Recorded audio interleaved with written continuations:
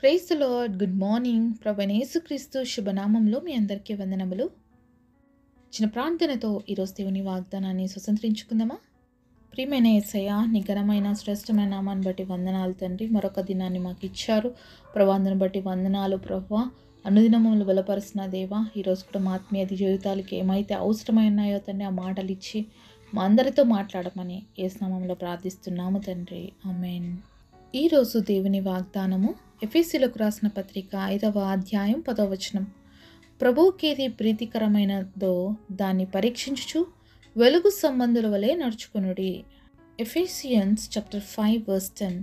Proving what is acceptable unto the Lord. దేవుడు ఇచ్చినటువంటి అద్భుతమైన మాట కొరకు దేవుడికే సమస్తమైన మహిమ ఘనత ప్రభావములు చెల్లును కాక. మరి వాక్యం వింటున్నటువంటి మీ అందరికీ ఒక ప్రశ్న అండి. మరి రోజు మీరు వెలుగు సంబంధులుగా ఉంటున్నారా, చీకటి సంబంధులుగా ఉంటున్నారా? ఎవరు వెలుగు సంబంధులు అంటే, ఎవరైతే దేవుడికి ఇష్టమైన రీతిగా నడుచుకుంటారో వాళ్ళు వెలుగు సంబంధులండి. ప్రభుకి ఇది ప్రీతికరమైనదో దాన్ని పరీక్షించుచు. మరి ప్రతిరోజు కూడా మనం ఏం చేయాలంట, పరీక్షించుకోవాలి అంట. మొదటిగా దేవుడితో మనం నడుస్తున్నాము అంటే మనల్ని మనం పరీక్షించుకోవాలి. ఎలా ఉంటున్నాను నేను? పరీక్ష అనేది ఒక రోజు కాదండి, ప్రతిరోజు క్రైస్తవుడి జీవితంలో ఒక పరీక్ష అనేది మనం తెలుసుకోవాలి. అందుకనే యేసు ప్రభు కోసం మరణించడం ఈజీ కావచ్చు, కానీ యేసు ప్రభు కోసం బ్రతకడం చాలా కష్టం అండి. ఎందుకంటే ప్రతిరోజు మరణించాల్సి ఉంటుంది. ఎన్నో పరిస్థితులు మన జీవితంలో వస్తూ ఉంటాయండి. ఎందుకంటే ఆత్మీయ పోరాటంలో ఉన్నాం మనం. ప్రతిరోజు సాతానుడు ఏదో ఒక చెడుని మనం ముందు తీసుకొచ్చి పెడుతూనే ఉంటాడు. అయితే మనం పరీక్షించడం నేర్చుకోవాలి. ఇది కరెక్టా తప్ప అని విశిక్షణటువంటి జ్ఞానం మనం కలిగి ఉండాలి. అది ఎవరి దగ్గర నుంచి వస్తుందంటే దేవుడి దగ్గర నుంచే వస్తుంది. కాబట్టి మనం దేవుణ్ణి అడగాలి, ప్రభువా ప్రతిరోజు నీకు ఇష్టకరమైనటువంటి జీవితాన్ని జీవించడానికి నాకు శక్తినివ్వు తండ్రి అని మనం దేవుడి సన్నిధిలో ప్రార్థించేవారుగా ఉండాలి. ప్రతిరోజు కూడా మనం దేవుడి సన్నిధిలో మనము పరీక్షించుకోవాలి అంటే మన యొక్క హృదయం దేవుడి ఎదుట సరిగ్గా ఉందా లేదా అని మనం చూసుకోవాలండి. ఎందుకంటే హృదయం అన్నిటికంటే మోసమైనది, అది ఘోరమైన వ్యాధి కలిగినది అని దేవుడి వాక్యం సెలవిస్తుంది. కాబట్టి మనకి ఏవైనా ఆలోచనలు పుడుతున్నాయి అంటే మన మనసులో నుంచే పుడుతున్నాయి. ఆ తలంపులు బట్టి మనం నడుచుకుంటున్నాము, ఆ ఆలోచనలు బట్టి మనం నడుచుకుంటున్నప్పుడు ఆ యొక్క ఆలోచనలు మనం ఇంప్లిమెంట్ చేసినప్పుడు దేవుడి దృష్టిలో కరెక్ట్గా ఉందా, నేను ఈ విధంగా నడుచుకోవడం దేవుడికి ఇష్టమా కాదా అనేది మనం ప్రతిరోజు పరీక్షించుకోవాల్సిన వారుగా ఉన్నామండి. మరి దేవుడికి మనము ఇష్టలుగా ఎప్పుడు అవుతాము, ఎలా అవ్వచ్చు అంటే ఒకసారి హెబ్రీ పత్రిక 11వ అధ్యాయం మనం కానీ చదివితే అక్కడ విశ్వాసుల యొక్క జాబితా ఉంటుందండి. దాంట్లో నుంచి మనం చాలా విషయాలు నేర్చుకోవచ్చు. ఇంకా మన జీవితంలో మనం ఎక్కడ తక్కువగా ఉన్నాం, ఇంకా దేవుడికి ఎక్కడ మనం ఇష్టంగా జీవించలేకపోతున్నామని ఆ వాక్యం ద్వారా మనల్ని మనం పరిశోధించుకోవచ్చు. మరి బైబిల్లో మొట్టమొదటిగా దేవుడికి బలి అర్పించినటువంటి వ్యక్తి హేబేలు. మరి దేవుడు అతని అర్పణ అంగీకరించాడు. ఎందుకు హేబేలు యొక్క అర్పణ దేవుడు అంగీకరించాడంటే, విశ్వాసముతో దేవుడికి ఇష్టమైన బలిని అర్పించాలని తనకు దాంట్లో నుంచి శ్రేష్టమైనటువంటి పశువుని తీసుకెళ్ళి దేవుడికి అప్పగించాడు. అలాగే ఈరోజు మన జీవితంలో ఏదైతే శ్రేష్టంగా ఉందో మొదటి స్థానాన్ని అది దేవుడికి మనం ఇవ్వాలి. అదే దేవుడు ఇష్టపడేది మన జీవితంలో. రెండవదిగా దేవుడితో నడిచేవారుగా ఉండాలండి. హానోకు మరి దేవుడికి ఇష్టడుగా ఉన్నాడు అనే సాక్ష్యాన్ని పొందుకున్నాడు. అంతేకాకుండా మరి దేవుడితో పాటు నడిచాడు. అతడు మరణించలేదండి, దేవుడితో పాటు కొనిపోబడ్డాడు అని దేవుడి వాక్యంలో చూస్తాము. అలాగే నోవాహు జీవితంలో మనం చూసినట్లయితే అయితే దేవుని యందు భయభక్తులు కలిగినటువంటి వ్యక్తిగా ఉన్నాడు అని చూస్తామన్నమాట. మరి దేవుడి యందు మరి విశ్వాసం ఉంచినటువంటి వ్యక్తి కూడా దేవుడు ఎలా చెప్తే ఆ ఓడను అంతగా చక్కగా నిర్మించుకున్నాడు. దేవుడి మాట నమ్మాడు, ఆ ప్రకారమే జీవించాడు. కాబట్టి దేవుడికి నోవాహు చాలా ఇష్టడయ్యాడు అని దేవుడి వాక్యంలో నుంచి మనం చూడొచ్చు. అలాగే అబ్రహాం జీవితాన్ని మనం చూసినట్లయితే దేవుడు నేను చూపించే దేశానికి పో అని చెప్పాడండి, బయలుదేరాడు. మరి పలానా చోటుకి వెళ్ళు, ఆ దేశం పోవాలి, నువ్వు ఇలా వెళ్ళు అని ముందే చెప్పి బ్లూ ప్రింట్ ఏమి ఇవ్వలేదన్నమాట. నేను చూపించే దేశానికి నువ్వు వెళ్ళాలి అని చెప్పాడు. ఏ దేశం ప్రవ్వా, ఎక్కడికి వెళ్ళాలన్న ప్రశ్నలు ఎక్కువకుండా బయలుదేరి వెళ్ళిపోయాడండి అబ్రహాము. ఒకవేళ దేవుడు మనల్ని ఈరోజు పిలిచి నువ్వు అక్కడికి వెళ్ళు ఇక్కడికి వెళ్ళు అంటే ఎన్ని ప్రశ్నలు అడుగుతామో కదా దేవుడిని. ఎక్కడికి వెళ్ళమంటావు ప్రవ్వా, ఏ ఊరికి వెళ్ళమంటావు, టికెట్ నువ్వు ఇస్తావా, నేను కొనుక్కోవాలా, లేకపోతే లగేజ్ ఎన్ని రోజులు సర్దుకోవాలి, ఎన్ని ప్రశ్నలు వస్తాయి కదా మనకి. నేను ఒక్కడనే పోమంటావా, నా ఫ్యామిలీని ఎంత తీసుకుపోమంటావా, ఆ ఫ్యామిలీని ఎంత తీసుకుపోతే ఒక హోటల్ ఇస్తావా, లేకపోతే రెస్టారెంట్ ఇస్తావా, లేకపోతే ఎవరన్నా ఇంట్లో పెడతావా, ఎన్ని ప్రశ్నలు మనకి. కానీ అబ్రహాము ఒక్క ప్రశ్న కూడా వేయకుండా బయలుదేరాడండి. అంటే దేవుడు మనకి ఏదైతే చేయమంటాడో అది చేయటానికి మన మనసులు సిద్ధపరచుకొని ఉండాలండి. ఎప్పుడు దేవుడు ఇది కాదు అంటే మనం వినగలిగే హృదయం ఉండాలి. దేవుడు ఇది చెయ్యి అంటే చేయగలిగే హృదయం ఉండాలి. నువ్వు వెళ్ళు అంటే వెళ్ళాలి, ఆగు అంటే ఆగాలి. అంటే ప్రతిదీ ఆయన చిత్తానికి అప్పగించుకున్నప్పుడే మనం దేవుడి దృష్టిలో ప్రీతికరమైన వారుగా ఉంటాం. అందుకనే అబ్రహాము నా స్నేహితుడు అంటున్నాడండి. మరి లోకంలో ఎవరినైనా మనం ఎక్కువగా క్లోజ్గా ఉండగలిగి చెప్పే వ్యక్తులు ఎవరైనా ఉన్నారంటే మొదటిగా స్నేహితులే చెప్తాం. ఈవెన్ తల్లిదండ్రులతో కూడా చాలా విషయాలు దాచిపెడతామేమో కానీ మన స్నేహితులతో మాత్రం తప్పకుండా షేర్ చేసుకుంటాం. సో అలాగే అబ్రహాం కూడా దేవుడికి చాలా క్లోజ్ ఫ్రెండ్ అయ్యాడు. నా స్నేహితుడైన అబ్రహామా అని పిలిపించుకున్నాడు. కారణం ఏంటంటే దేవుని మాటను నమ్మాడు.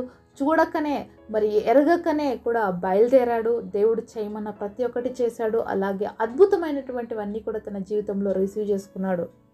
అంతేకాకుండా దేవుడు నీ ఇంటి వారిని, నీ బంధువుల్ని, నీ కలిగిన సమస్తాన్ని విడిచిపెట్టి నువ్వు బయలుదేరు అని చెప్పినప్పుడు అన్నీ విడిచిపెట్టాడు. అలాగే ఈరోజు దేవుడు మన జీవితంలో ఏమైతే విడిచిపెట్టమంటున్నాడో అవి మనం విడిచిపెట్టే వారిగా ఉండాలి. అప్పుడే మన ప్రవర్తన దేవుడికి ఇష్టంగా ఉంటుంది. చాలాసార్లు మన జీవితంలో మరి ఇది విడిచిపెట్టలేని ప్రభువా, అది విడిచిపెట్టలేని ప్రభువా అని చెప్పేసి మనం అంటూ ఉంటాం. కానీ అబ్రహాము తన కలిగిన సమస్తమైన ఆస్తిని విడిచిపెట్టాడు. తల్లిదండ్రులను, బంధువులను అన్నీ కూడా విడిచిపెట్టేసి వెళ్ళిపోయాడు. కాబట్టి మన జీవితంలో మనం దేవుని ప్రేమిస్తున్నాము అంటే ఏవైతే మన జీవితంలో విడిచిపెట్టవలసినవి ఉంటున్నాయో అవన్నీ కూడా విడిచిపెట్టడానికి మనం సిద్ధపడాలి, విడిచిపెట్టాలి. అలాగే మోషే జీవితాన్ని మనం చూసినట్లయితే ఐగుప్తులో ఎంతో ఉన్నత స్థితిలో పెరుగుతున్నాడండి. మరి ఫరో కుమారుడుగా మరి అనిపించుకుంటున్నాడు. అన్ని విద్యలు అభ్యసించాడు, ఎంతో జ్ఞానం ఉంది. ఫరో అంతటి శక్తివంతుడిగా ఎదిగాడు. మరి మోషే మరి అంతటి వ్యక్తి ఒకే ఒక్క మాట అనుకున్నాడు, నా ప్రజలతో కష్టపడ్డమే నాకు క్షేమము, ఐగుప్తి ధనం అంతటిని కూడా నేను పెద్దతో సమానంగా ఎంచుకుంటున్నానని మరి దేవుడి ప్రజల కోసం కష్టపడడానికి వచ్చాడు. మరి దేవుడి యొక్క తర్ఫీదులో ఉన్నాడు. మరి అరణ్యంలో మరి ఎంతగానో మరి ప్రయాణాలు చేస్తూ వచ్చాడు. దేవుడి మాటకి లోబడుతూ వచ్చాడు. దేవుడు బయలుదేరంటే బయలుదేరాడు, దేవుడు ఆగిపో అంటే ఆగిపోయాడు.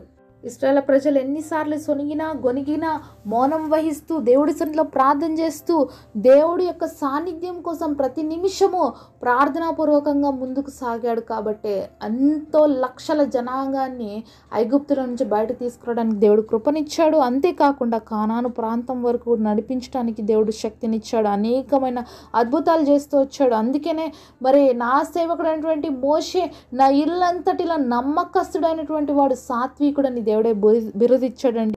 మరి దేవుడికి ఎంత ఇష్టంగా బ్రతికి ఉంటే అంత గొప్ప మరి సాక్ష్యాన్ని దేవుడు ఇస్తాడు. సాత్వికుడు అంటున్నాడు, తర్వాత ఇల్లంతట్లో నమ్మకమైన వాడుగా ఉన్నాడు అని చెప్తాడు.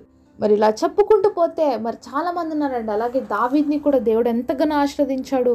మరి నా హృదయానుసారుడు అన్నారు. మరి వీళ్ళందరూ కూడా దేవుడికి ఎంతో అంగీకారముగా ప్రీతికరంగా జీవించారు. కాబట్టి ఒక వెలుగుగా వాళ్ళు ఉంచబడ్డారు. ఈరోజు మనకి మాదిరిగా ఉన్నారు.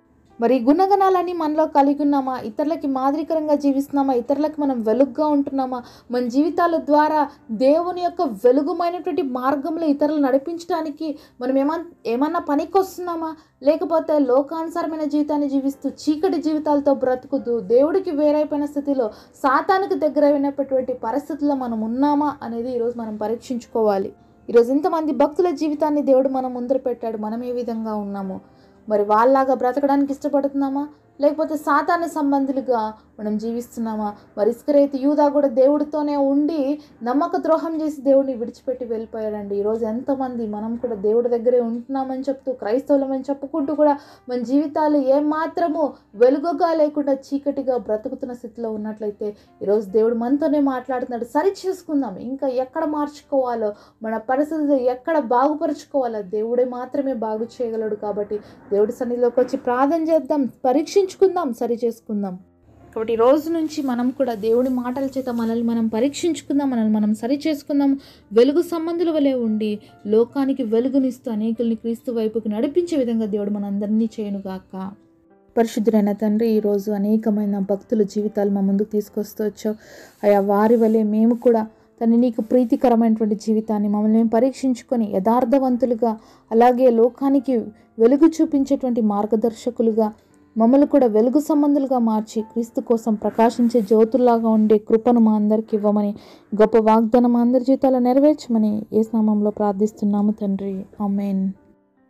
ఈరోజు బర్త్డే అలాగే వెడ్డింగ్ యానివర్సరీ సెలబ్రేట్ చేసుకుంటున్న మీ అందరికీ కూడా wish you happy birthday and happy anniversary.